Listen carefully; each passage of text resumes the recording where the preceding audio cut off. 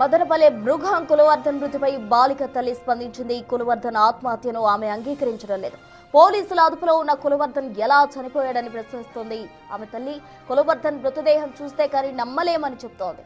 చంపుతున్న సమయంలో తన కూతురు ఎంత క్షోభ అనుభవించి ఉంటుందోనంటూ కన్నీళ్లు పెట్టుకుందా తల్లి. కులవర్ధన్ బతికి ఉంటే తానే చంపేస్తానంటోంది.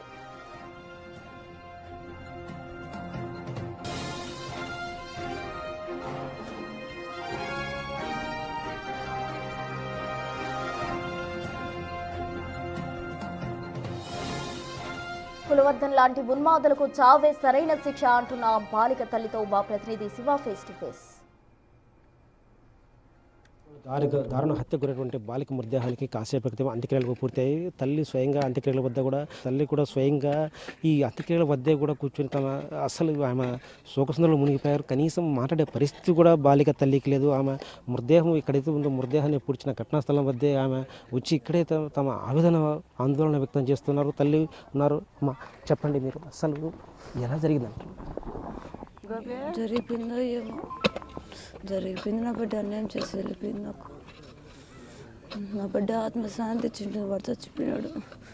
నా బిడ్డ ఆత్మశాంతి ఇచ్చింది. ఎంత నరకం అనిపించింది. నా బిడ్డ నరకం అనిపించింటుంది. ఇంట్లో ఒక మాట అన్నా కూడా మమ్మీ అలుగుతా అండ బతిమలాడుకుంటా అంటే నా బిడ్డ నేను ఇంట్లో. కులవర్ధన్ చనిపోయాడు అంటున్నారు, తను ఆత్మహత్య చేసుకుంటున్నారు అంటే దీన్ని మీరు ఎలా భావిస్తున్నారు? అసలు తను చనిపోయాడు అంటారు? చేసుకున్నారో ఏం చేసుకున్నా తెలియదు. చచ్చిపోయినాడో మాత్రం చెప్పినారు.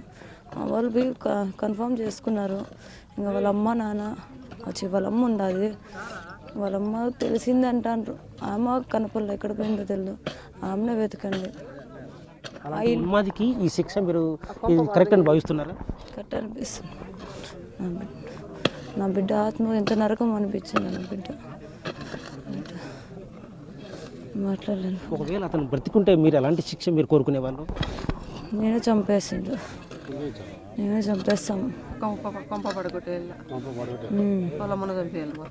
మా బిడ్డ బాయ్, నూరేళ్ళ బిడ్డ బాయ్.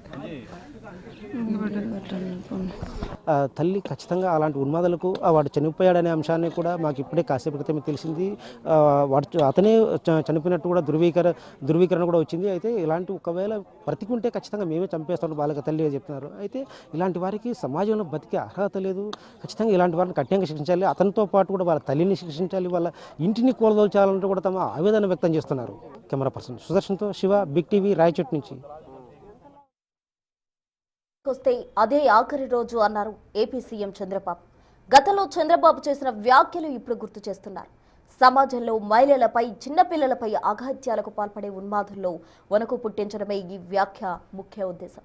చట్టం తన పని తాను చేసుకుపోతుంది అనే పాత పద్ధతి కంటే తప్పు చేస్తే తక్షణమే తీవ్రమైన శిక్ష ఉంటుంది అనే బలమైన సంకేతం పంపడం ద్వారా నేరాలు అరికట్టించొచ్చని ప్రభుత్వం భావిస్తోంది.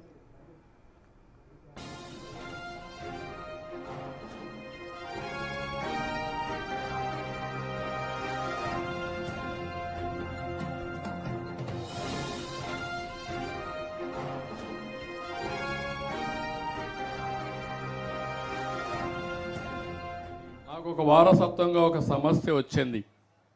కొంతమంది దుర్మార్గులు ఉన్నారు సమాజంలో, పరమ నీచులు కూడా ఉన్నారు సమాజంలో.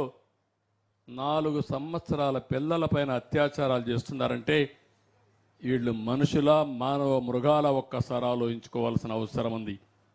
వాళ్ళ నడి రోడ్లో చట్టంగానే పరిమితిస్తే, నడి రోడ్లో ఉరేస్తే ఒకరిద్దరిని, అప్పుడే వీళ్ళకి భయం వస్తుంది. మద్యం తాగితే లేకపోతే గంజాయి తీసుకుంటే ఆడబిడ్డలుగా కనపడకుండా విలాస వస్తువులుగా చూసే ఈ దుర్మార్గుల్ని మామూలుగా వదిలిపెడితే కంట్రోల్కి రారు. వాడు ఎక్కడున్న మత్తు దిగేటిగా, ఎవరికైనా మత్తు ఎక్కినా ఒళ్ళు వణికేటిగా చర్యలు తీసుకునే బాధ్యత తీసుకుంటామని చెప్పి కూడా నేను మీకు తెలియజేస్తున్నా. వదిలిపెట్టాను. నాకు మహిళల భద్రత విషయంలో ఎట్టి పరిస్థితుల్లోనూ రాజీ పడకూడదనేది ప్రభుత్వ విధానంగా తెలుస్తోంది. మొత్తానికి అదే ఆఖరి రోజు అనే మాట కేవలం ఒక నినాదం మాత్రమే కాదు, అది నేరగాళ్లకు ఒక డెడ్ లైన్. ఆడపిల్లల రక్షణ కోసం ప్రభుత్వం ఎంతటి కఠిన నిర్ణయానికైనా వెనకాడదు అని చెప్పడమే ఇందులోని అసలు ఉద్దేశం.